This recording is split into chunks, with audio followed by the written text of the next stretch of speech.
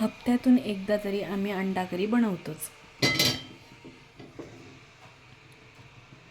माझा मुलगा म्हणाला, अगं आई, भाजीमध्ये यावेळेस काय वापरले? म्हटलं काही नाही रे बाळा, यावेळी नेहमीचंच म्हटलं आपलं कांदा, लसूण, अद्रकची पेस्ट, टोमॅटो आणि डेग काळा मसाला मी वापरते भाजीमध्ये, छान अशी चव येते. चला तर मग आज करूया म्हटलं अंडा करी. कढईमध्ये आपण आता तेल टाकून गरम करून घेतलं आहे. आता यामध्ये आपण काळा मसाला घालूया. कढईमध्ये आपण तयार असं वाटण टाकलेलं आहे आणि मीठ घालून आपण अंडीही पाण्यातून उकळून घेतलेली आहे. आता हे मस्त तेलामध्ये आपण वाटण तयार करून घेतलेलं आहे. आता आपण यामध्ये ना एका मसाला घालूया.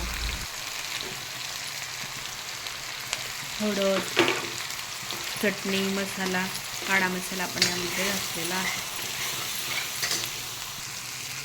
बघा छान असा रंग आपला मसाल्याला आलेला आहे. आता यामध्ये मी थोडंसं पाणी टाकलं. त्यानंतर आपण आता ही उकडलेली अंडी सोडूया. आता यामध्ये आपण मीठ घालूया. तुम्ही बघू शकता किती छान असा रंग आपल्या भाजीला आलेला आहे. आता आपण यामध्ये थोडंसं पाणी घालूया. बघा छान आपली अंडा करी रेडी झालेली आहे. चला तर मग भेटूया नेक्स्ट व्लॉगमध्ये.